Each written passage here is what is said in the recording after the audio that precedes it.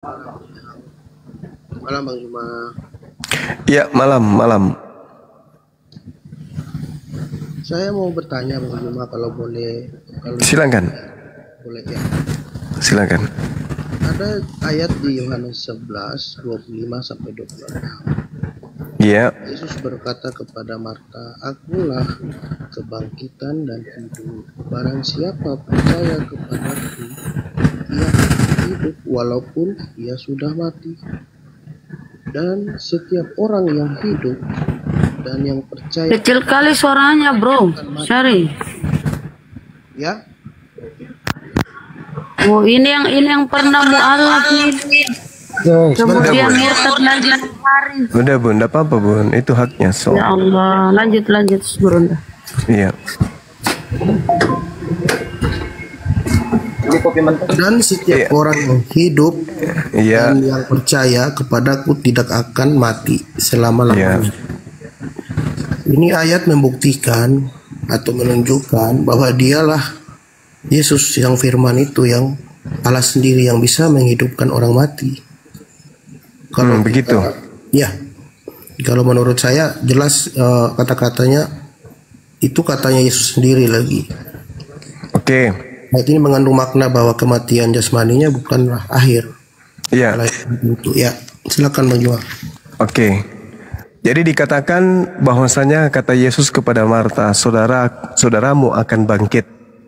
Kata Marta kepadanya, aku tahu bahwa ia akan bangkit dan pada waktu orang-orang akan bangkit pada akhir zaman. Kata Yesus, akulah kebangkitan dan hidup.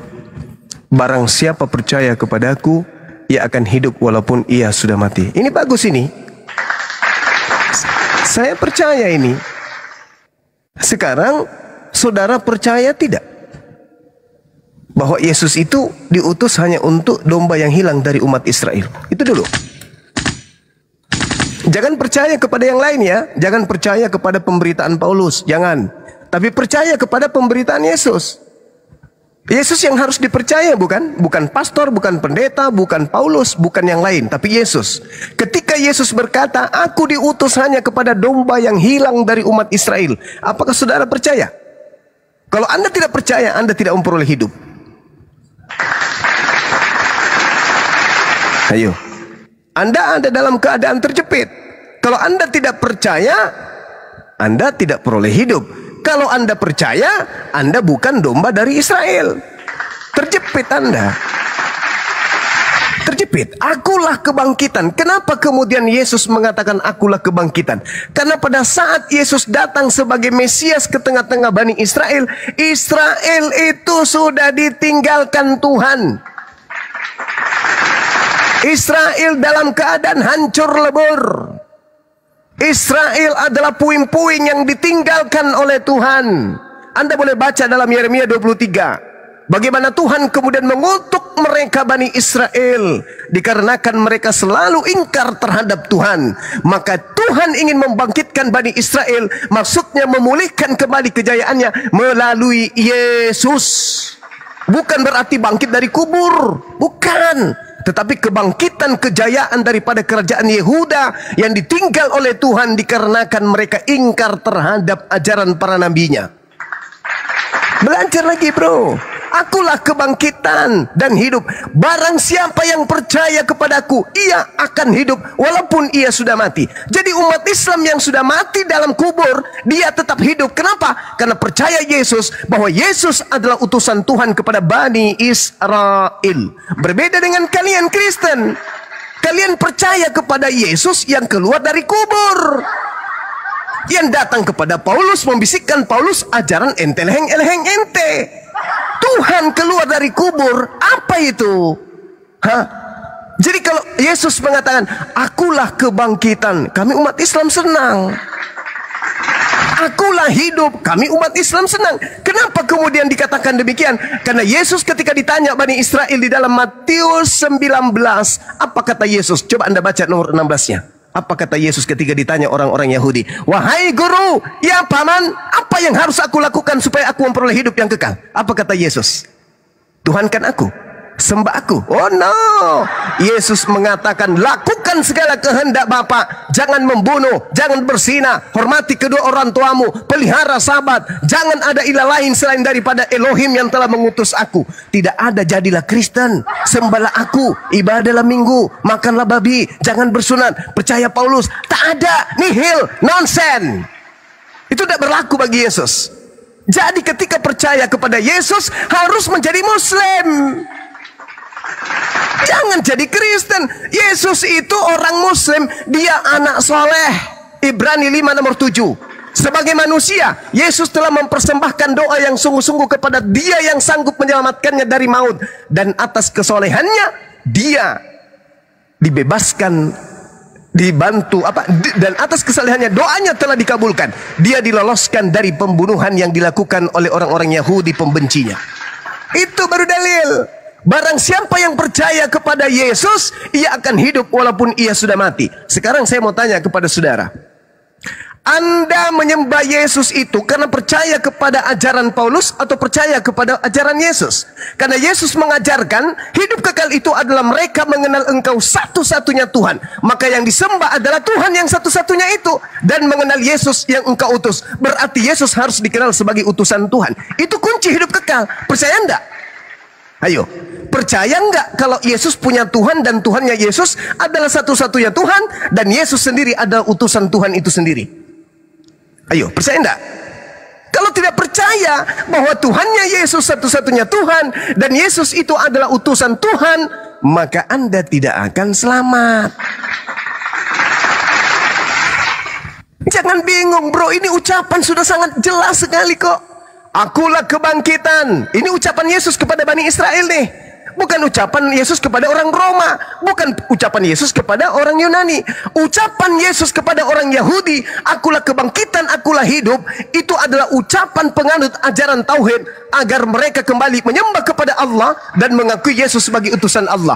Bukan ajaran Roma. Ajaran Roma itu penyembah dewa-dewa. Beda. Jadi kalau orang Kristen mendengarkan ini, apa kata orang Kristen? Wow, keren, ternyata Yesus itu Tuhan. Kamu diludahi orang Yahudi. Kenapa? Kau baca Keluaran 7 nomor 1 dalam bahasa Ibrani, Musa disebut Elohim. Apakah Musa Tuhan? Tidak. Makanya dalam Yohanes 10 nomor 20, nomor 34, nomor 35, 36, ketika orang-orang Yahudi berkata, anak ini, orang ini menghujat Elohim, dia hanya seorang manusia tapi dia mengatakan dirinya adalah Allah. Yesus mengatakan apa? Hei bahlul, tolol, stupid, cuplis, bukankah di dalam kitabmu dikatakan bahwa siapapun yang diserahi tugas untuk menyampaikan firman, maka dia disebut Allah, dan apa yang dituliskan oleh firman Tuhan, ketetapan Tuhan tidak bisa dirubah. Jadi aku disebut Allah, aku Allah. Kenapa? Karena aku adalah penyampai firman. Hanya orang bahlul yang mengatakan Yesus Tuhan karena Yesus mengaku Allah. Tidak, Yesus mengaku Allah karena Yesus adalah penyampai firman Allah. Al-Quran surah Taha ayat 14, apa kata Nabi Musa kepada kaumnya? Wahai kaumku, innani anallah, la ilaha illa ana. Nabi Musa berbicara kepada kaumnya, wahai kaumku, sesungguhnya aku ini adalah Allah, tidak ada Tuhan selain aku. Apakah kemudian kaumnya Nabi Musa menyembah Musa? Tidak. Karena kaumnya Nabi Musa itu penganut tauhid, satu Tuhan, Shema Israel Adonai Elohenu Adonai Ahada, bukan justru menyembah kepada siapa yang mengatakan aku Tuhan. Makanya ketika Yesus dikatakan sama muridnya, Yesus guru, tunjukkanlah Bapa itu kepadaku. Apa kata Yesus? Hei, sudah sekian lama engkau bersama dengan aku, masih juga kau bertanya, tunjukkan Bapa itu. Hah? Bukankah kau tahu Bapa itu bukan manusia, bukan anak manusia? Bapa itu tidak serupa dengan apapun. Bapa itu tidak bisa dilihat dan tidak bisa didengarkan. Kenapa kau masih minta tunjukkan Bapa itu? Itu berarti kau bodoh. Siapa yang melihat aku, itu sama melihat Bapa. Jadi tidak perlu kau cari Bapa itu. Aku dutanya, aku utusannya, aku rasulnya. Aku berkata-kata sesuai dengan apa yang diperintahkan. Aku bekerja sesuai dengan apa yang dia suruhkan. Jadi kalau kau melihat Bapa, lihat saja aku. Bukan berarti orang Yahudi menganggapnya Tuhan. Tidak. Hanya orang bodoh dan bahlul, penyembah setan, yang menganggap Yesus itu Tuhan. Karena Yesus berkata, siapa yang melihat aku sama melihat Bapa. Enggak. Siapa yang melihat Nabi Muhammad sama dengan melihat Allah. Kenapa? Karena Nabi Muhammad utusan Allah yang di atas engkau ini diutus untuk menjalankan segala apa yang diperintahkan oleh Allah kepadanya. Tapi Nabi Muhammad bukan Allah. Nabi Muhammad adalah Rasul utusan Allah yang mengajarkan, menginstruksikan, memerintahkan, mencontohkan, mempraktekkan apa yang pencipta alam semesta ini inginkan terjadi terhadap manusia. Itu. Jadi ucapan Yesus, akulah kebangkitan dan hidup. Barang siapa percaya kepadaku, ia akan hidup walaupun ia sudah mati. Dan setiap orang yang hidup dan yang percaya kepadaku tidak akan mati selama-lamanya. Percayakah engkau akan hal ini? Tolong tunjukkan kepada saya. Siapa orang Kristen yang umurnya sudah 2000 tahun yang tidak mati selama-lamanya? Bermatian. Covid kemarin lebih banyak orang yang percaya katanya kepada Yesus yang mati daripada orang Islam. Jadi ini cerita, bukan cerita percaya Yesus Tuhan maka dia akan hidup kekal. Maksudnya percaya kepada Yesus bahwa dia adalah utusan Tuhan, dia adalah Mesias. Coba Anda baca pelan-pelan. Jawab Marta, ya Tuhan, aku percaya bahwa engkau adalah Mesias. Pendeta mana yang bisa mengertikan Mesias ini Tuhan? Pendeta konyol, pendeta botak, pendeta pedak kepalanya bocor halus yang tidak mengakui Mesias itu adalah manusia yang diurapi oleh Tuhan. Ayo, berarti Yesus ini mau dipercaya sebagai Mesias. Apa itu Mesias? Mesias adalah manusia yang diurapi Tuhan. Barang siapa yang percaya kepadaku bahwa aku adalah Mesias, orang yang diurapi oleh Tuhan, maka dia akan memperoleh hidup yang kekal. Kristen bukan golongan Bani Israel. Kristen ini kelompok luar. Mereka ini adalah pendatang gelap. Mereka adalah pasukan serigala yang nyamar domba. Mendengarkan pemberitaan Bible, pengajaran Bible, dianggapnya Yesus ini Tuhan. Kenapa demikian? Karena Roma dari sejarah secara histori, Romawi Yunani memang penyembah dewa-dewa yang nusul dalam bentuk manusia. Ada yang datang dalam bentuk kuda, kepalanya manusia. Ada yang datang bentuk harimau, kepalanya manusia, kepala serigala dan seterusnya. Memang mereka mengajarkan itu. Ketika kemudian orang-orang menulis surat tentang cerita-cerita tentang Yesus, begitu terima Bible ini, wah ini betulan ini Tuhan betulan ini Tuhan kita, ini dewa kita. Padahal Yesus tidak mengenal penulis Bible. Hanya orang berakal yang bisa menelaah ini. Kalau hanya modal iman, modal percaya, Kristen pasti jatuh semuanya. Kristen pasti lumpuh semuanya dengan ucapan ini. Apa katanya? Akulah kebangkitan, akulah hidup. Barang siapa percaya kepadaku, ia akan hidup walaupun ia sudah mati. Dan setiap orang yang hidup dan percaya kepadaku tidak akan mati selama-lamanya. Percayakah engkau akan hal ini? Orang Kristen dasarnya memang penyembah makhluk roh, pasti percaya, oh Yesus Tuhan. Tapi orang yang berakal tidak memaknai seperti itu.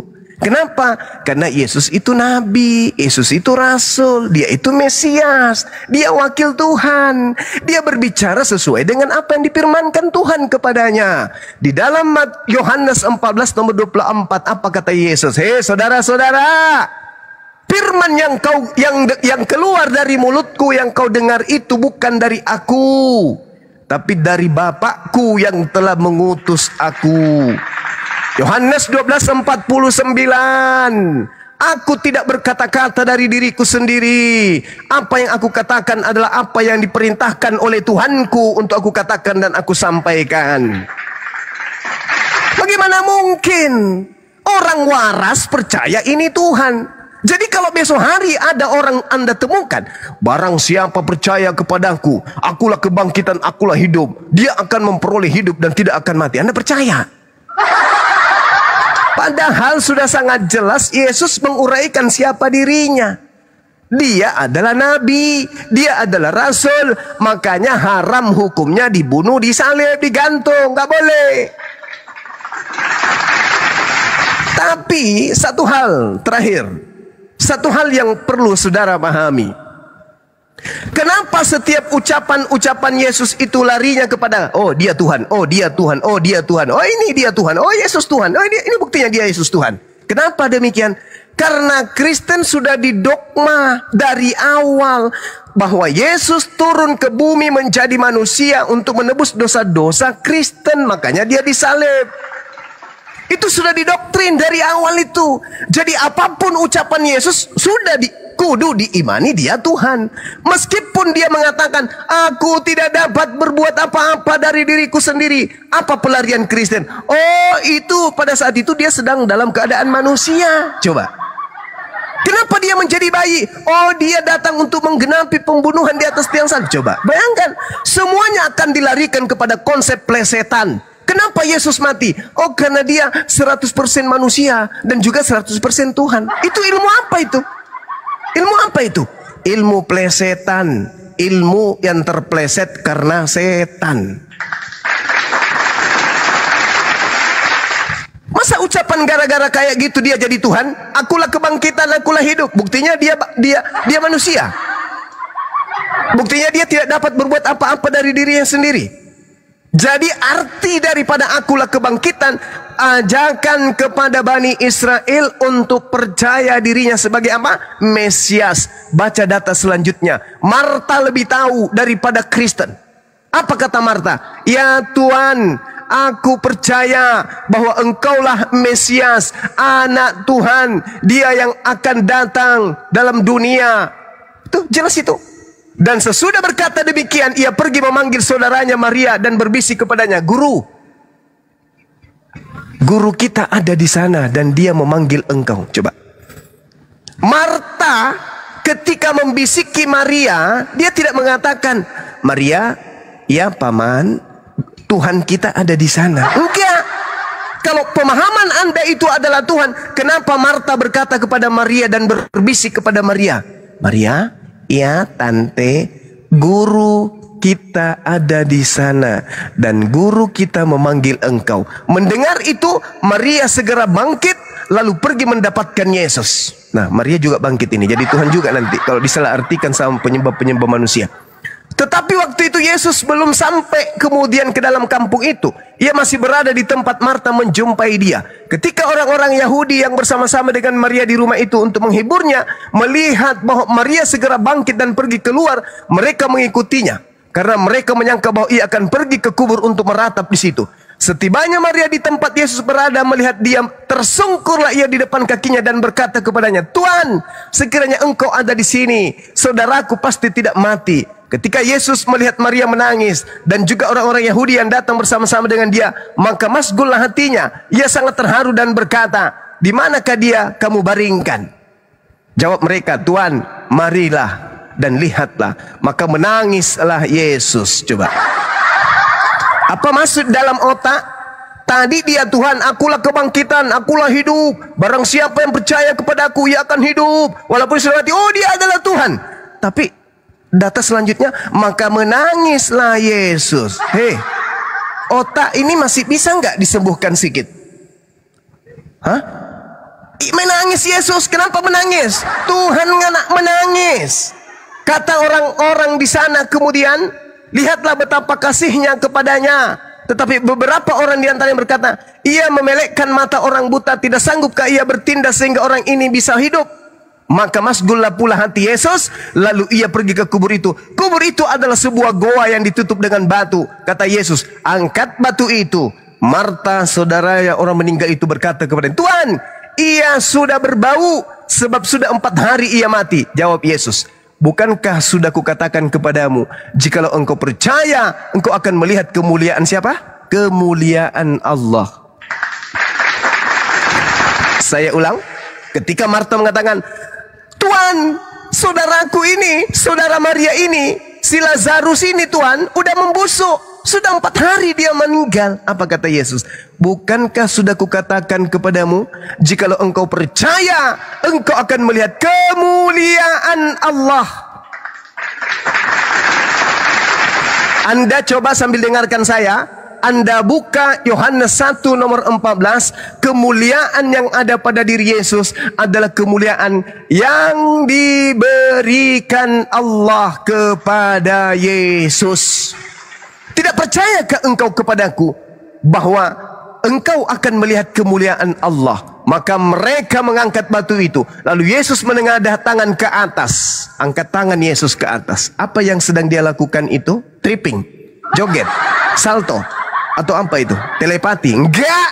Yesus sedang memohon kepada Tuhannya Allah Subhanahu wa Ta'ala. Lalu berkata, Bapa, aku mengucap syukur kepadamu karena engkau telah mendengarkan aku. Aku tahu bahwa engkau selalu mendengarkan aku. Tetapi oleh karena orang banyak berdiri di sini mengiringi aku mengatakannya supaya mereka percaya bahwa engkaulah yang telah mengutus aku. Dan sesudah berkata demikian, berserulah ia dengan suara keras, Lazarus, kadia, mari keluar wahai Lazarus. Maka orang yang telah mati itu datang keluar, kaki dan tangannya masih terikat dengan kain kafan dan mukanya yang tertutup dengan kain pelu. Kata Yesus kepada mereka, bukalah kain-kain itu dan biarkanlah ia pergi. Subhanallah. Sang Mesias, Al-Quran sudah menjelaskan bahwasanya Nabi Isa alaihissalam diberi mukjizat oleh Allah, membangkitkan orang mati, meniupkan kemudian pada tanah liat berbentuk burung, lalu hidup burung itu. Subhanallah. Orang berakal nggak mungkin menyembah dia. Karena di dalam Kisah Para Rasul 2 nomor 22, orang Israel harus tahu, yang aku maksudkan adalah Yesus dari kota Nazaret, seorang manusia yang telah ditentukan oleh Allah untuk melakukan tanda-tanda mujizat kekuatan yang dilakukan oleh Allah melalui perantaraan Yesus. Ayo, sekarang pertanyaan saya, siapa di antara Anda atau saya yang percaya Yesus itu utusan Tuhan? Saya dong, saya percaya dia utusan Tuhan. Saya memperoleh hidup yang kekal. Saya hidup meskipun saya mati. Sedangkan Anda percaya dia Tuhan. Salah konsep, salah resep, salah makan obat. Salah guru ente. Salah guru. Belajarlah pada orang yang benar-benar murni untuk keselamatan ente. Makanya saudara, makanya nih, mohon izin saudara-saudara Muslim dan juga Kristen. Makanya seketika kemudian cerita-cerita ini berlalu, tersebar di kalangan orang-orang Yahudi, kemudian pemuka-pemuka orang Yahudi panik sepanik-paniknya. Kenapa bisa? Yesus bisa membangkitkan orang mati loh. Ah, masa? Yes, aku lihat dengan mata kepalaku sendiri. Coba Anda baca ayat selanjutnya, Bung. Data nomor 45. Banyak di antara orang-orang Yahudi yang melawat Maria, melihat Lazarus dibangkitkan, menyaksikan sendiri apa yang telah diperbuat Yesus dan percaya kepada Yesus. Tetapi ada yang pergi kepada orang-orang Farisi, melaporkan, menceritakan, mengadukan kepada mereka apa yang telah mereka lihat tentang apa yang Yesus perbuat di tengah-tengah mereka, yaitu membangkitkan orang mati. Lalu imam-imam kepala dan orang Farisi kemudian memanggil mahkamah agama untuk berkumpul dan mereka berkata, apa yang harus kita perbuat? Sebab Yesus ini membuat banyak mujizat sampai dia membangkitkan orang mati, orang buta melihat, orang lumpuh berjalan. Kalau kita biarkan saja si Yesus, maka semua orang akan percaya kepadanya. Dan kalau sampai itu terjadi, orang-orang Roma akan datang dan merampas tempat suci kita serta merampas bangsa kita. Panik mereka, panik.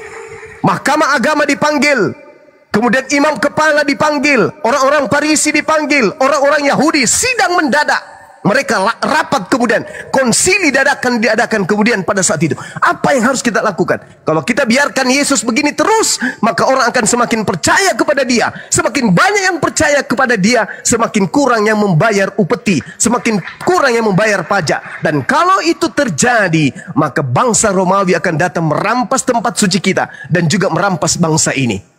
Tetapi seorang di antara mereka, yaitu Kayafas, imam besar. Sekali lagi saya katakan, bukan pendeta, bukan pastor, bukan penatua, bukan jemaat, bukan kaleng-kaleng, tapi seorang imam besar, ahli Taurat, mahkamah agama, orang Farisi, imam-imam kepala ada di bawah kekuasaannya. Seorang imam besar tahun itu kemudian berkata kepada mereka, kamu tidak tahu apa-apa dan kamu tidak bertobat, bahwa lebih berguna bagimu jika satu orang Yesus mati untuk bangsa kita daripada seluruh bangsa ini binasa.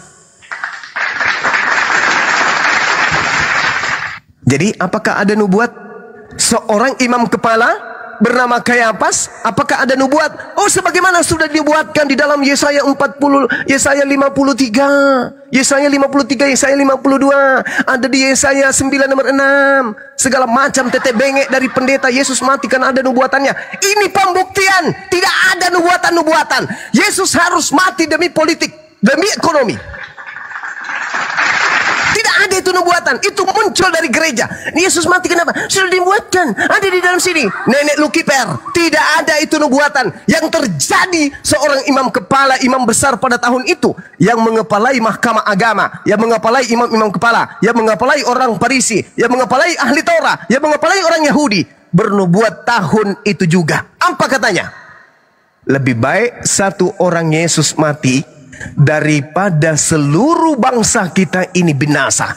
Hal itu dikatakannya bukan dari dirinya sendiri, tetapi sebagai imam besar pada tahun itu dia bernubuat.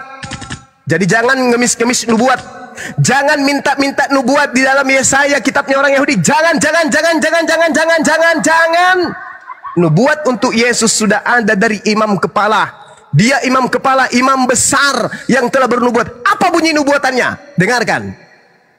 Yesus akan mati untuk bangsa itu, dan bukan hanya untuk bangsa itu saja, tetapi juga Yesus mati untuk mengumpulkan dan mempersatukan anak-anak Elohim yang bercerai-berai.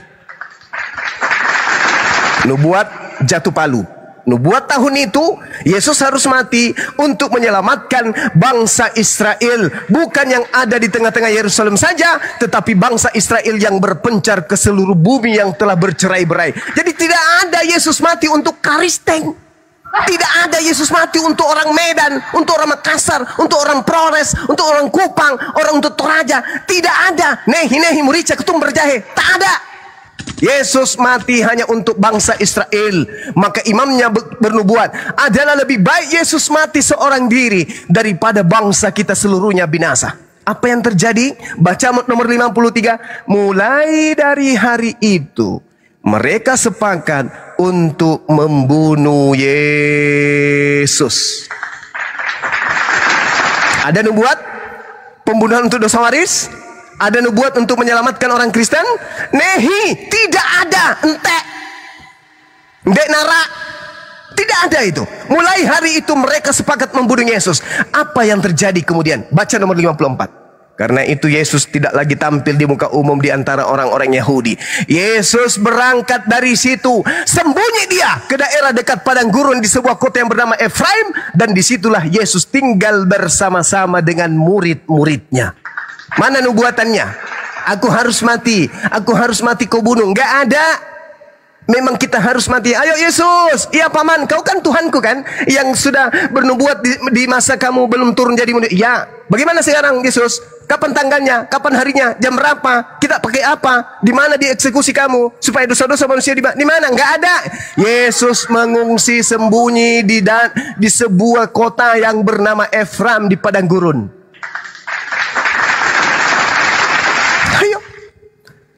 Data selanjutnya sampai 57. Sementara itu imam-imam kepala dan orang Farisi telah memberikan perintah supaya setiap orang yang menemukan Yesus dan tahu di mana Yesus berada, agar melaporkan, agar mereka dapat menangkap membunuh Yesus.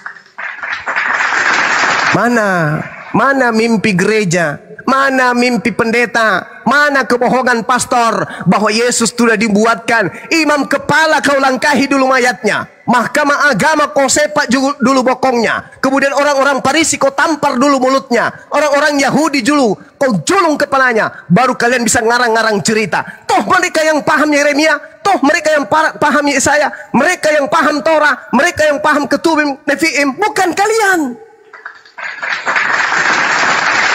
Mereka ahli Taurat, mereka orang Farisi, imam-imam kepala, mahkamah agama, bahkan imam besar. Kau tidak tahu tentang nubuatan? Muncul Kristen ratusan tahun kemudian, oh itu sudah dinubuatkan loh. Di mana paman? Di Yesaya. Memang lu pikir ini imam kepala mahkamah agama, ahli Taurat, orang Farisi buta Yesaya? Ngarang-ngarang cerita. Oh enggak, dia harus mati sesuai dengan nubuatan. Tuyul. Mana ada yang kayak gitu? Di situ sudah berkumpul, Yesus harus mati. Sebab kalau Yesus tidak mati, maka bangsa Romawi akan datang merampas tempat suci kita dan merampas bangsa kita. Tidak dikatakan, sebab kalau Yesus tidak mati, maka dosa waris yang sudah diwariskan Adam tidak akan ditebus. Nenek lu kiper. Itu dongeng dari barat. Gak ada itu cerita. Jadi saudara harus pahami latar belakang terjadinya pembunuhan dan penyaliban terhadap oknum yang bernama Yesus.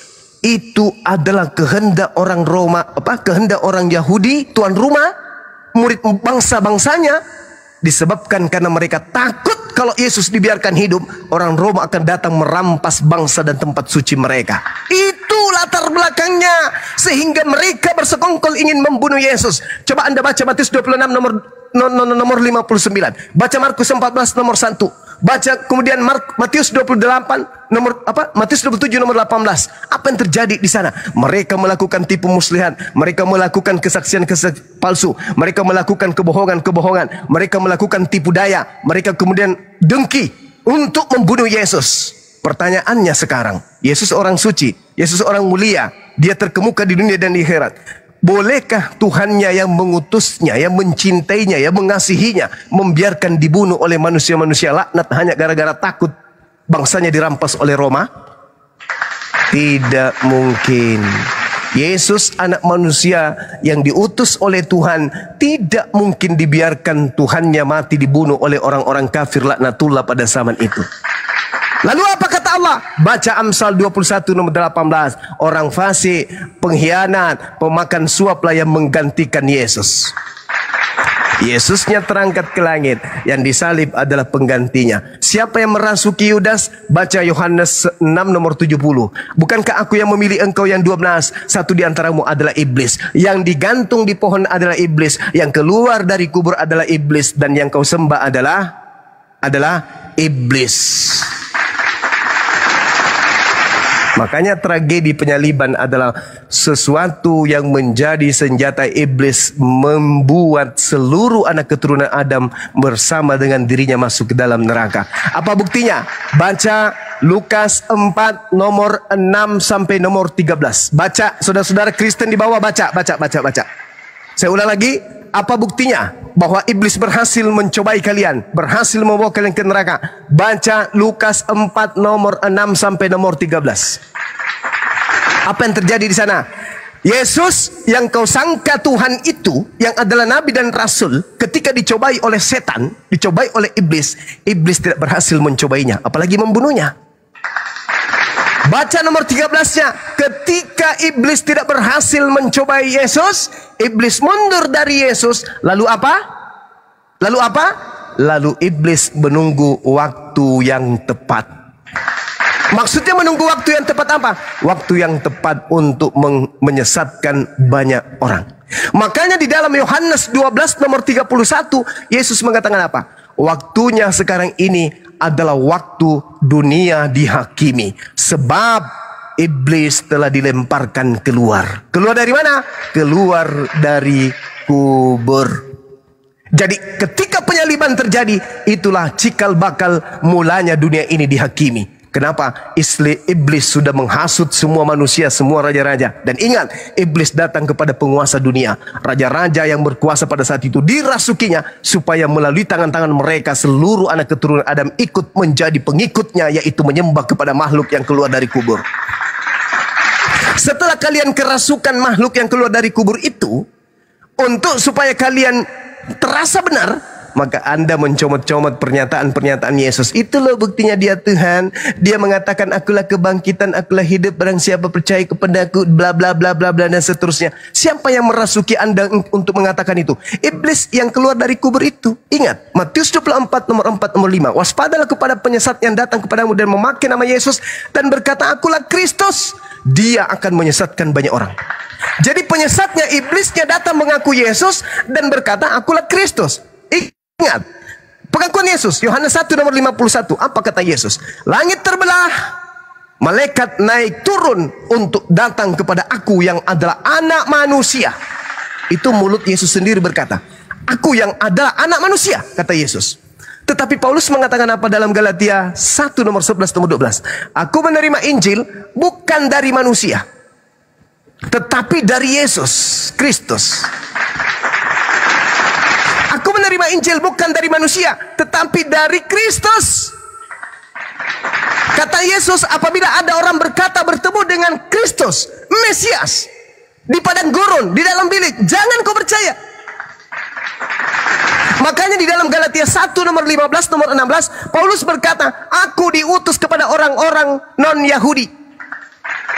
Aku diutus kepada orang-orang yang tidak bersunat. Di mana dalilnya? Galatia 2 nomor 8. Petrus diutus untuk orang yang bersunat, aku diutus untuk orang yang tidak bersunat. Pertanyaannya, Petrus diutus dari Yesusnya untuk mendirikan jemaat di atas batu karang. Itu Petrus.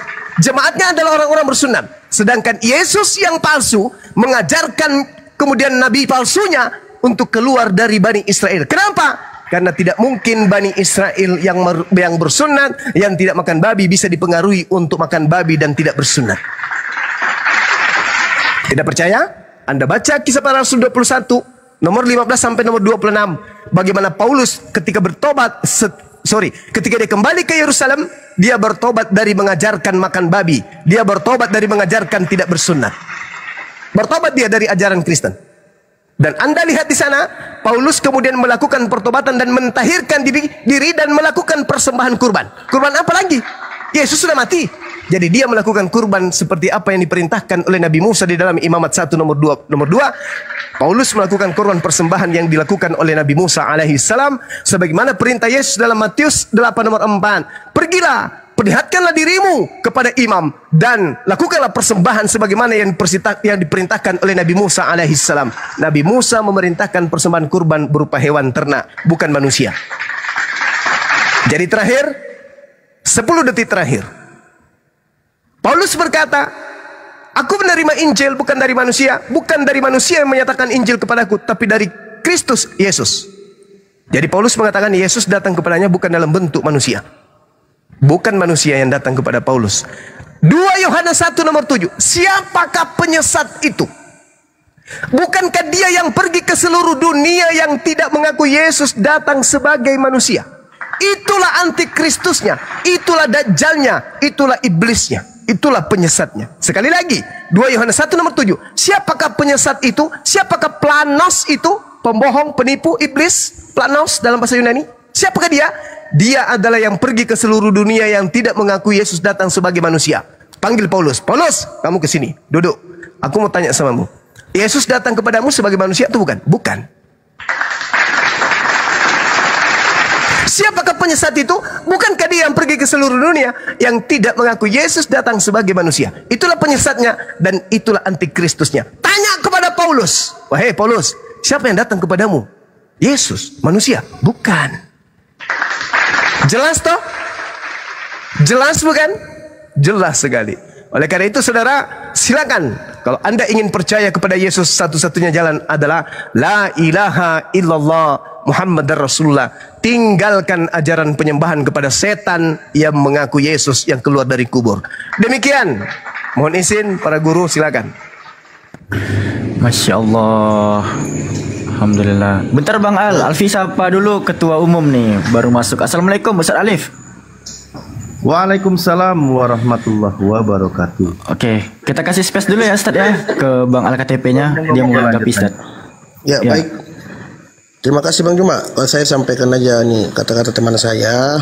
Mereka jujur, memang kami jujur ada karisma ya, karisma tersendiri dari Bang Juma. Tapi yang mereka pertanyakan kenapa diblokir kayak Pak Bom. Mohon maaf aja, saya cuma menyampaikan Pak Bom, siapa lagi diblokir? Edi sama siapa tadi? Biar. Kata mereka kenapa diblok? Saya hanya menyampaikan, bukan saya mau ini, cuma mengatakan. Oke, kalau dari Bang Juma sendiri kita akui memang maksudnya mereka penasaran, pengen dengar kalau debat Bang Juma itu karena banyak yang nonton. Makasih. Satu saudara, saya percaya kepada Yesus. sebelum saya masuk sebagai seorang apologet.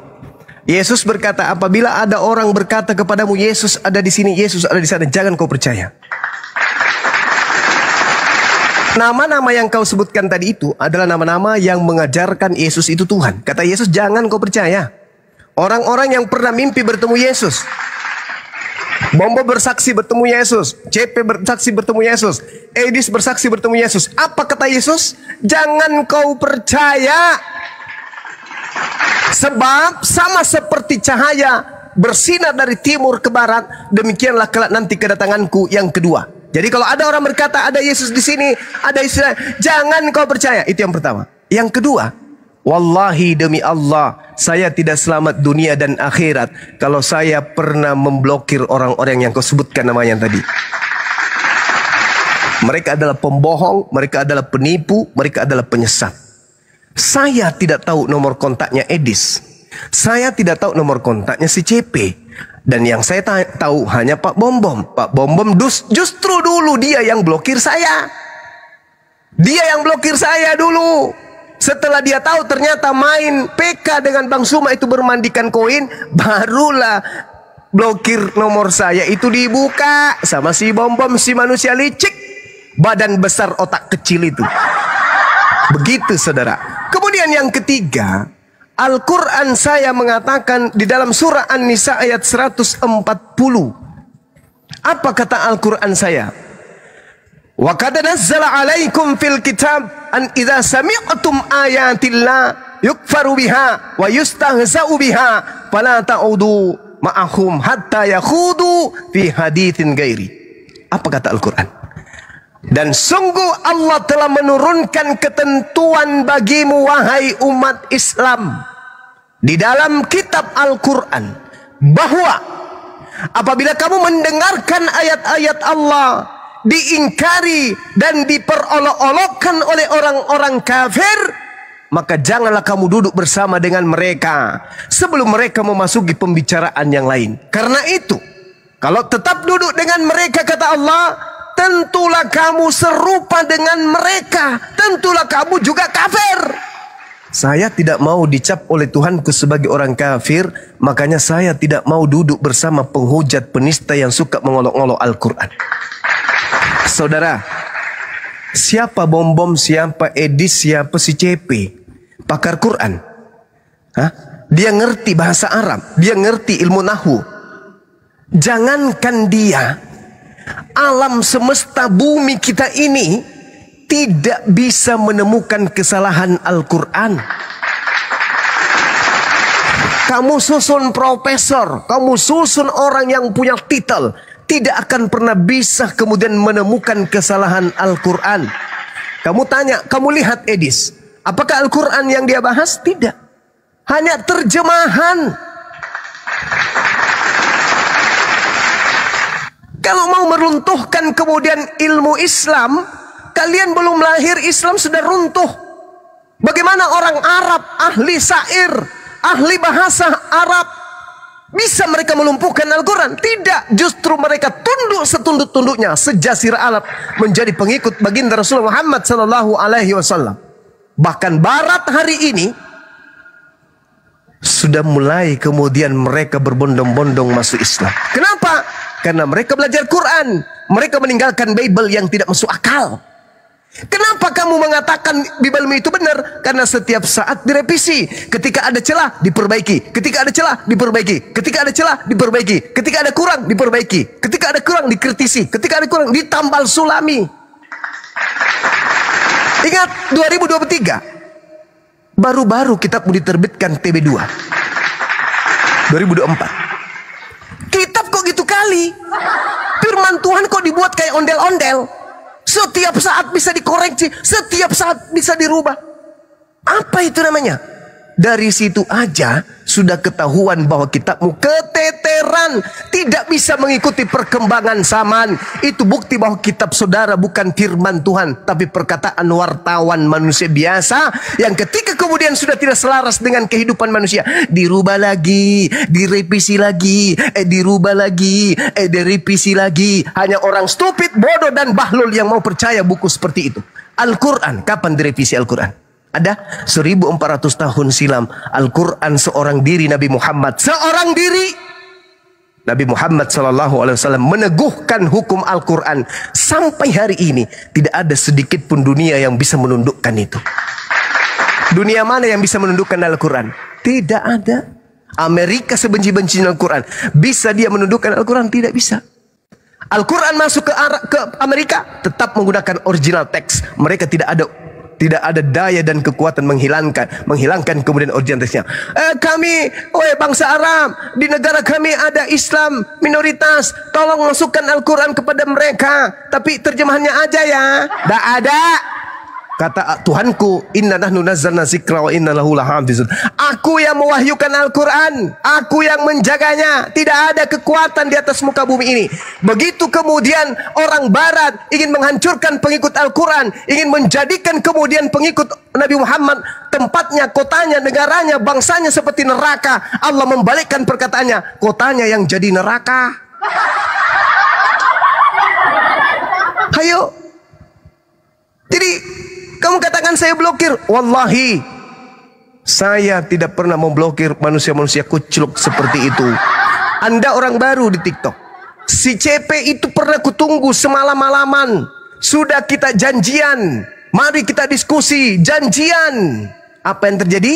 Dia tidak datang dengan kebohongan yang bersangat-sangat dusta. Saya berapa kali naik ke komalnya? Berulang-ulang naik ke komalnya. Apa yang terjadi? Di-mute. Di-mute permanen, di-mute permanen, di-mute permanen. Itulah yang terjadi ketika saya ke sana. Itu yang terjadi. Dan saya juga sudah menyampaikan, dari dulu saya sampaikan, si CP, Kiamat, Edis, kalau mau berdiskusi ilmiah, kalau mau menunjukkan kebenaran hakiki, bukan cuma modal kuar-kuar, bukan hanya modal internet, bukan hanya modal copy paste. Mari kita ketemu, kita offline. Bertemu dengan Bang Suma, bawa semua kitabmu, bawa semua tafsir-tafsir yang kau punya, yang katanya kau ahli. Bawa, kau bertemu dengan saya, di mana Anda mau. Kemarin saya ditantang sama RK, roh kematian. Katanya mari kita ke Filipina. Atau kita katanya main tandang, habis ke Kupang, saya ke Makassar. Saya bilang, no, jangan ke Filipina, jangan ke Makassar. Saya datang ke rumahmu, di atas kelambumu. Saya datang. Apa yang terjadi? Tenggelam sampai hari ini, belum bangkit-bangkit. Ketakutan, minum sendiri kencingnya, dijilat sendiri ludahnya. Ada saya pernah takut berdiskusi dengan mereka? Nggak ada. Belum lahir Kristen yang mampu mengalahkan saya berdiskusi. Belum lahir. Belum ada. Belum ada Kristen yang mampu mengalahkan saya berdiskusi. Belum ada. Kenapa tidak ada yang mampu mengalahkan saya? Karena saya mendalami Bible. Mereka tidak mendalami Bible. Yang mereka dalami adalah perpuluhan. Bagaimana caranya orang-orang yang tidak mempelajari Bible bisa dipungut iuran perpuluhan setiap bulan. Itu yang diperdalam di agamamu, bukan Bible-nya. Coba tunjukkan kepada saya, ada nggak sekolah-sekolah yang khusus untuk mendalami materi tentang Bible? Mengkaji tentang original teksnya, mendalami tentang original teksnya, membahas tentang original teksnya, menghafal tentang original teksnya. Ada? Tidak akan pernah Anda temukan itu. Karena sejatinya tokoh-tokoh kalian tahu ini bukan firman Tuhan. Ini hanya upaya propaganda untuk mencari uang. Kau lihat yang Anda sebutkan tadi, bom-bom, misinya apa? Give, duit, hidup. Edis misinya apa? Give, duit, hidup. CP misinya apa? Give, duit, hidup. Itu misi mereka. Kalau saya nggak butuh duit, saudara. Saya tidak munafik. Saya nggak butuh duit give. Saya nggak butuh pemberian donasi. Enggak. Alhamdulillah Allah memberikan rezeki kepada saya. Gak ada. Saya datang di tengah-tengah kita semua, tengah-tengah Anda semua, hanya untuk meluruskan akidah, meluruskan pemahaman kalian. Karena Al-Quran saya memerintahkan itu. Ud'u ila sabili rabbika bil hikmah. Perintahkan, seru manusia, ajak manusia. Innal ladzina amanu yuqatiluna fi sabilillah wal ladzina kafaru yuqatiluna fi sabilit tagut. Faqatilu awliya asy-syaitan inna kaida syaitan kana daif. Wahai orang-orang beriman, perangilah saudara-saudaranya setan. Siapa saudara setan? Siapa yang beriman kepada apa yang setan hadiahkan di atas tiang salib. Siapa yang menerima itu? Kalian harus diperangi, tapi bukan dengan kekerasan, bukan dengan senjata, diperangi dengan logika, diperangi dengan akal, pakai ilmu. Kita cerdaskan. Bagaimana mungkin Anda bisa menyembah manusia yang keluar dari liang kubur? Pencipta langit dan bumi enggak seperti itu. Yesaya 6 nomor 15. Tuhan maha tinggi, maha suci. Bagaimana mungkin dikatakan maha suci? Dia datang menjadi mayat, menjadi bayi, orok, pipis di celana sendiri. Tidak mungkin, itu mustahil. Tetapi ini bukan mengatakan bahwasanya Anda harus menjadi Islam. Enggak. Islam tidak mengajarkan itu. Islam hanya mengatakan seru mereka. Ketika mereka ingin mendengarkan, silakan dia dengarkan. Ketika mereka ingin mengingkari, silakan dia mengingkari. Tidak ada paksaan. La ikraha fiddin. Anda mau masuk Islam hari ini, besok masuk Kristen lagi, besoknya masuk Islam lagi, Kristen lagi, Islam lagi, Kristen lagi, sampai Anda masuk di kubur. La ikraha fiddin. Silakan. Tidak ada paksaan. Tapi ingat, jangan pernah Anda punya niatan untuk menyerang Islam. Karena Islam itu agama jihad. Jangankan ente pade yang kepalanya kecil hanya besar perut karena makan babi. Belanda saja yang lengkap senjata, umat Islam bisa usir dari sini. Itu. Jadi, jangan Anda pernah bermimpi. Jangan pernah bermimpi. Ya, kita harus perangi. No, kami tidak akan pernah memberikan langkah belakang. Kita akan selalu berhadapan. Islam itu agama jihad. Kenapa Indonesia disegani oleh bangsa asing? Karena di negara ini ada kumpulan manusia-manusia yang gerahnya selevel dengan gerahnya makhluk langit. Mati bagi kami adalah kemuliaan demi kebenaran. Bukan kami menganut ajaran kasih pipi kanan, pipi kiri, kasih bokong kiri, bokong kiri. Kami tidak menganut itu. Nah, jadi kalau Anda mengatakan jangan diblokir, jangan begini, saya tantang mereka 1 lawan 1000 offline tanpa internet. Baru kita lihat siapa yang paham kebenaran. Allahu Akbar. Itu baru laki-laki. Kalau mereka itu encong semuanya. Oke, saya kira begitu. Silakan. Bohong itu, saudara. Demi Allah, saya tidak pernah blokir mereka. Edis saya tidak tahu nomornya, si CP saya tidak tahu nomornya. Kalau Pak Bom Bom, justru dia, wallahi Pak Bom Bom itu yang berapa kali memblokir nomor saya. Semua orang tahu Pak Bom Bom itu paling takut berhadapan dengan saya. Kenapa belakangan dia berani? Karena dia sudah merasakan ternyata berdiskusi dengan Bang Suma melahirkan pembeli beras sampai 2-3 minggu ke depan. Kalau saya bertemu dengan Bom Bom, di mana komal dia berada, meskipun di komal Kristen, kalau saya naik dia langsung lari seperti melihat setan. Itu dulu. Tapi ketika dia terjebak, malu dia karena sudah banyak jemaat yang mengatakan, kenapa harus lari kalau ada Zuma? Harus bertahan. Oh iya, dia pertahankan. Apa alasannya dulu? Saya gaptek, saya tidak bisa, saya nggak tahu, internet, saya nggak bisa, nanti saya dilaporkan, saya nggak bisa bikin akun lagi, saya cuma bisa di YouTube, nggak bisa di TikTok. Itu bahasa dia. Tapi ketika saya naik, dia nggak bisa lari, takut malu. Dia lihat beterbangan ikan hiu, kemudian motor, mobil, pesawat, apalagi ular naga, apalagi singa, kucing, meong, balau, tikus, lengkap semua.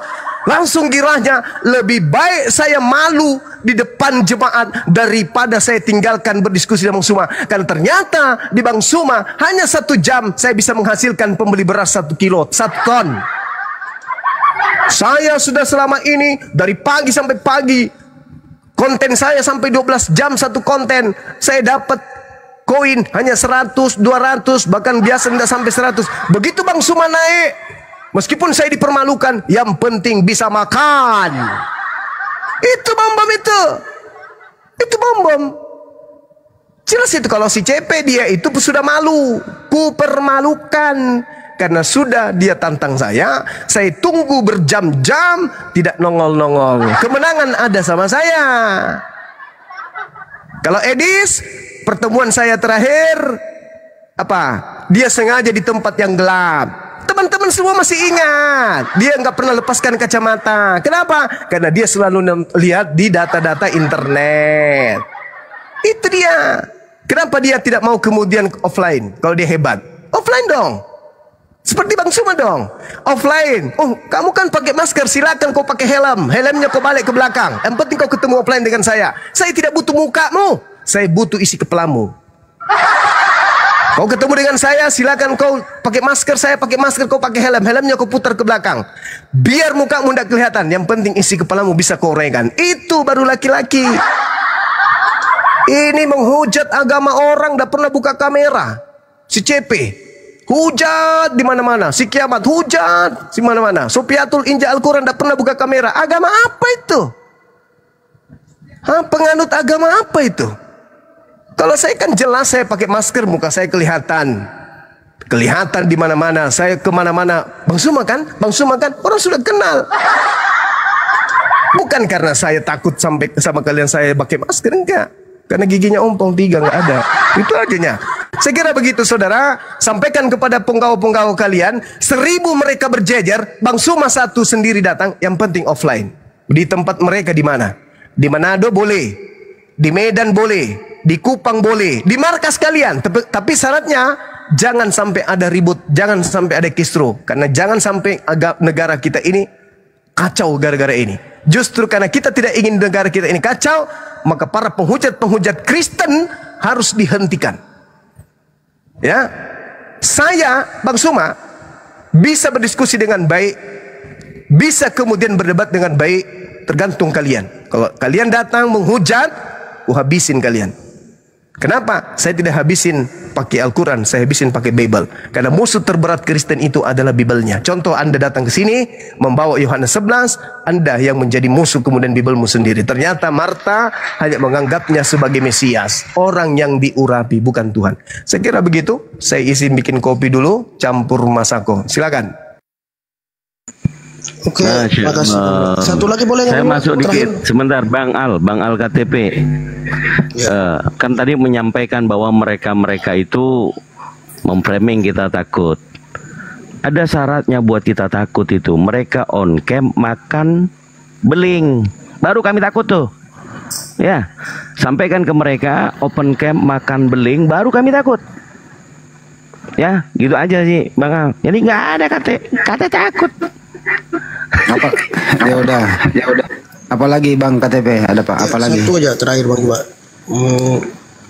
Kalau kita, apakah terjemahan Al-Quran itu sesuai dengan teks aslinya ayat Al-Quran? Dan yang kedua, siapa yang menerjemahkan ayat bahasa Indonesianya gitu? Terima kasih. Iya, baik. Terjemahan Al-Quran itu bukan Al-Quran. Itu dulu. Bahasa Tuhan itu bukan bahasa manusia. Oke? Jadi, ketika berbicara mengenai terjemahan, terjemahan itu adalah upaya manusia kemudian untuk memahami isi Al-Quran. Nah, yang menerjemahkan Al-Quran itu banyak. Ya, Kementerian Agama, mereka para ahli terjemah, mereka yang bisa kemudian menguasai 15 ilmu minimal, ilmu dasar Quran. Itu. Dan kalaupun ada yang keliru terjemahannya, apakah merusak Al-Quran? Tidak. Kan Al-Quran tetap ada. Jadi sekali lagi saya katakan, Al-Quran itu adalah kalamullah, kalam Allah, firman Allah. Terjemahan adalah perkataan manusia. Beda. Perkataan manusia dan perkataan Tuhan itu berbeda. Perkataan Tuhannya adalah yang diterima oleh sang Nabi dari Tuhan melalui Roh Kudus. Itulah firman Tuhan. Terjemahannya itu bukan firman Tuhan lagi. Itu adalah upaya manusia untuk menerjemahkan isi Al-Quran, isi kitab, isi firman Tuhan. Bagaimana dengan kitab saudara? Itu terjemahan bukan? Nah itu bukan firman Tuhan itu. Karena itu adalah perkataan manusia yang mereka terjemahkan dari aslinya. Aslinya pun bukan firman Tuhan, karena penulis-penulis Bible bukan dari murid Yesus. Nah, jadi kalau berbicara mengenai terjemahan Al-Quran, contoh misalnya kita ambil di dalam Al-Quran surah Al-Baqarah misalnya, salah satu contohnya, taruhlah ini Al-Baqarah ayat 255. Ketika kita mengambil ayat ini, terjemahannya tidak akan mungkin dikatakan bahwa bertentangan dengan original teksnya, tetapi mendekati. Kalaupun misalnya nanti ada kata yang lebih mendekati, itu diganti, dipakai, tetapi tidak merubah dan tidak menghapus original teks. Yang berganti adalah terjemahan, karena terjemahan adalah bahasa manusia. Contoh, saya ambil ayat yang tadi di dalam Al-Quran surah Al-Baqarah. Allah, terjemahannya Allah. La, terjemahannya tidak. Ilaha, Tuhan, sembahan. Illa, kecuali atau melainkan. Huwa, dia. Al-Hayyu, yang maha hidup. Al-Qayyum, yang terus menerus mengurus. La ta'khuzuhu, la tidak. Ta'khuzu, menimpahnya. Apa itu? Sina, ngantuk. Tidak mengantuk, wala, dan tidak naum, tidur. Jadi terjemahannya adalah Allah tiada Tuhan selain Dia yang maha hidup, yang terus menerus mengurus makhluknya, tidak mengantuk dan tidak tidur. Nah, sekarang kalau dibandingkan dengan kitab saudara, contoh, saya ambil satu, Filipi 1:18. Tetapi tidak mengapa, sebab bagaimanapun juga, ini dari mana kita tahu bahwa seperti ini artinya? Apa yang menjadi rujukan kita? Mana aslinya? Mana aslinya? Apa yang menjadi rujukan kita? Ini aslinya mana? 50 tahun ke depan bisa ini menjadi cendol. 100 tahun ke depan yang tadinya cendol bisa menjadi batu merah. Kenapa? Tidak ada aslinya, Cak Ayu. Kalau Al-Quran mau dilarikan kemana? Berubah misalnya bahasa Indonesia, mengalami perubahan makna, pergeseran kata. Tetapi kata Allah, la ilaha illa huwal hayyul qayyum, tidak berubah, tidak hilang. Maka tetap saja kemudian Al-Quran tidak pernah tersentuh oleh perubahan sedikit pun. Terjemahan boleh berubah karena pergeseran makna dan bahasa Indonesia, tetapi bahasa Tuhannya tetap saja tinggal, tidak akan pernah tergantikan. Itu baru kitabullah. Siapa yang menerjemahkan ini? Mereka yang punya ilmu, mereka para ulama, mereka para guru yang punya kemudian ijazah untuk mengajarkan Al-Quran. Nah, sanad Al-Quran itu diajarkan dengan ijazah-ijazah. Orang yang punya ijazah. Ijazah ardan wasima'an.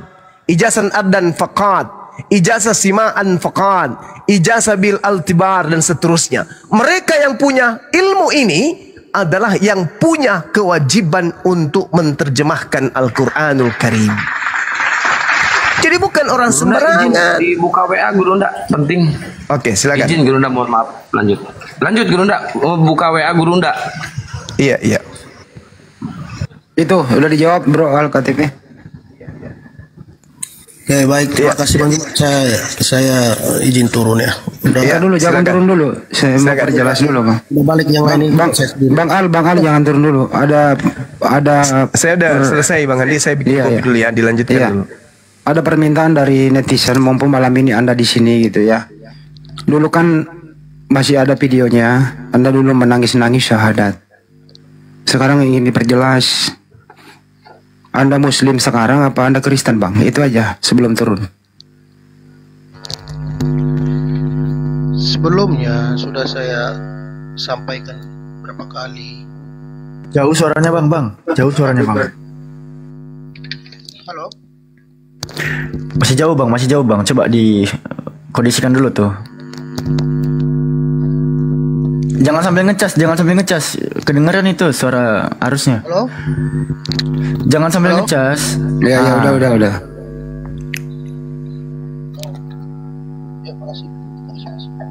Silakan di warung Surabaya. Jadi orang sampai bawa kursi.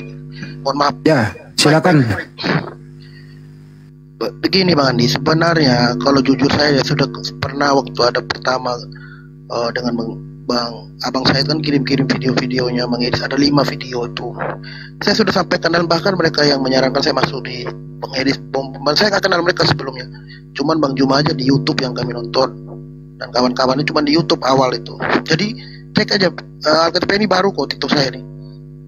Ya diperjelas saja sih Bang. Anda ya, sekarang Anda Muslim apa Kristen sekarang itu aja saya Bang. Di tengah-tengah Bang. Jadi kalau apa itu? Iya saya masih ada kebimbangan dan memang saya harus saat ini belum bisa memastikan karena masih. Udah lu Kristen aja ribet amat sih lu punya hidup lu. Ya udah lu kalau abang mau kerja saya sesuainya abang aja. Saya turun dah Bang. Kalau saya nggak mau udah lu ke sana ke Sedis lu, sana kabur lu sana. Nggak perlu kita orang kayak kau, nggak ada yang kayak Bang Juma. Coba ada 10 orang kayak Bang Juma bagus, yang orang bisa menerima. Udah lu sono aja sono ke Sedis lu, ngetek di Sedis lu.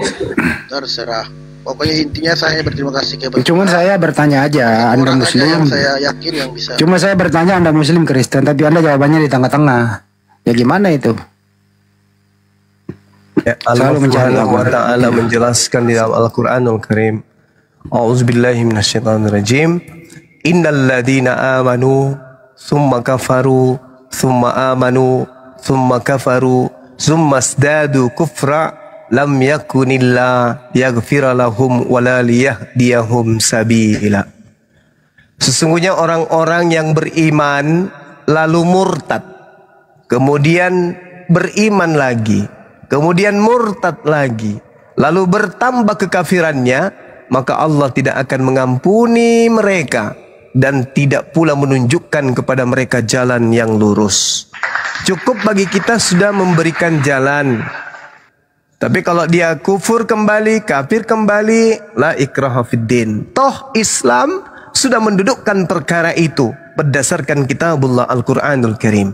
Barang siapa yang beriman kata Allah, lalu kemudian dia kafir, kemudian dia beriman, kemudian dia kafir, lalu makin bertambah kekafirannya, maka Allah tidak akan mengampuni mereka dan tidak pula menunjukkan kepada mereka jalan yang lurus. Ingat, perjalanan detik, menit, jam, hari, minggu, bulan, tahun mengantarkan seseorang itu kepada ketiadaan di atas muka bumi ini.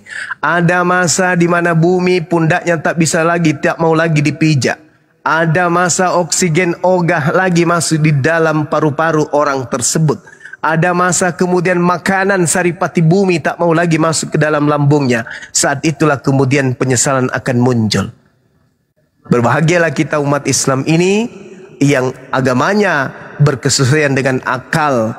Barang yang paling berharga yang menjadi cahaya dari Allah, yaitu ruh dan akal yang ada pada diri kita, kerjasama menuntun kita dalam keridhaan Allah menuju dinul Islam yang kafah. Sekiranya begitu sahabat-sahabat, tidak perlu kita pikirkan orang-orang yang seperti itu. Ilmu sudah kita sampaikan. Kalau mutiara katanya tidak bisa dilemparkan kepada babi, maka hari ini teh ayam pun tidak layak dilemparkan kepada babi. Demikian, silakan dilanjut. Satu ayat suci Al-Quran dulu Bang Juma, bisa nggak biar adem kita nih? Apa suaranya parau Bang Juma? Bisa?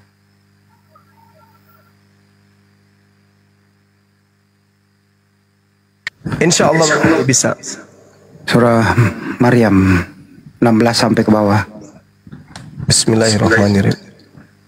Surah Maryam ya. Ya. Sorry teman-teman. A'udzubillahi minasyaitonirrajim.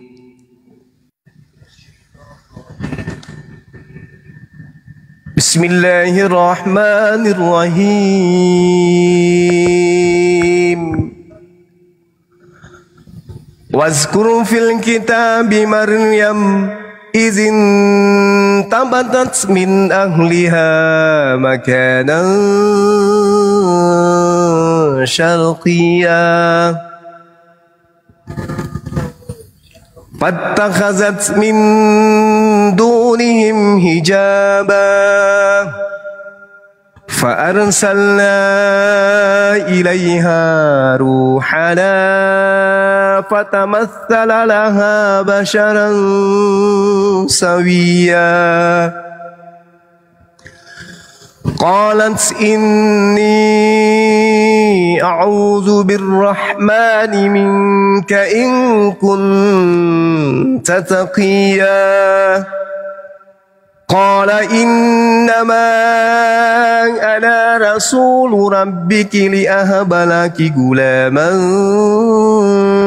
زكيا قالت أنى يكون لي غلام ولم يمسسني بشر ولم أك بغيا قال كذلك قال ربك هو علي هين ولنجعله آية للناس ورحمة منا وكان أمرا مقضيا فحملته فانتبذت به مكانا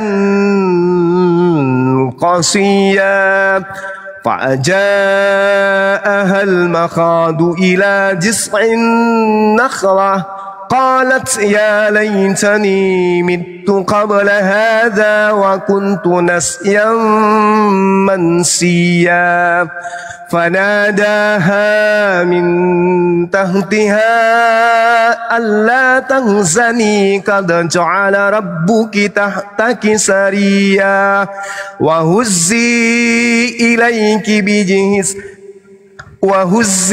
إليك بجذع النخلة تساقط عليك رطبا جنيا Sadaqallahul azim. Maha benar Allah dengan segala firman-Nya. Masya Allah. Allahumma arhamna bil Quran. Simpulkan itu. Silakan. Simpulkan itu deh Alfi, pengertiannya bagaimana Siti Maryam mengasingkan diri waktu melahirkan. Silakan deh Alfi.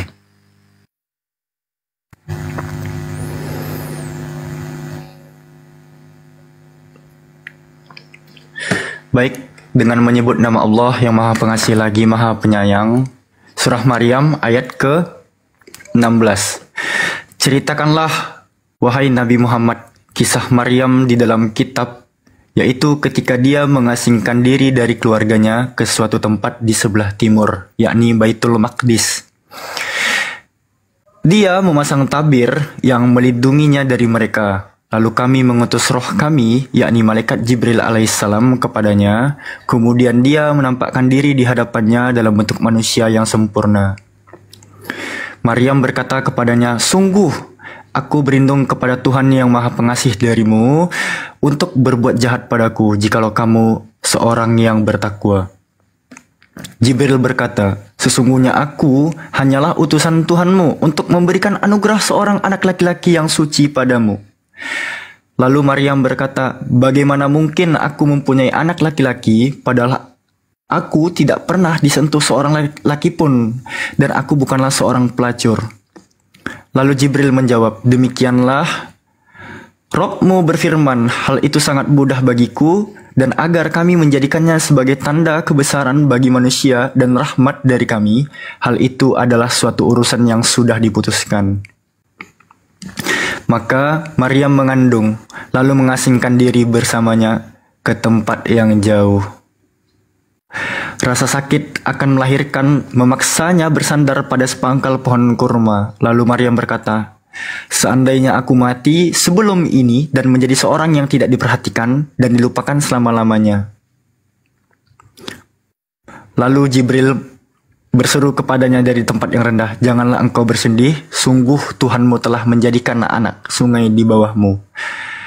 Maka goyalah pangkal pohon kurma itu ke arahmu, niscaya pohon itu akan menjatuhkan buah kurma yang masak padamu. Maha benar Allah dengan segala firman-Nya.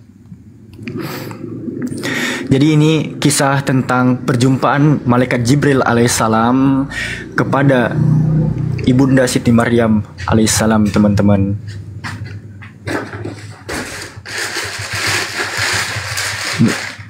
Ya, itu dan. Masya Allah, alangkah mulianya ya Siti Maryam melahirkan seorang anak, Nabi Isa alaihissalam. Tapi di sebelah itu ada yang menyamanyamakan. No way. Jangan sampai Anda sama-samakan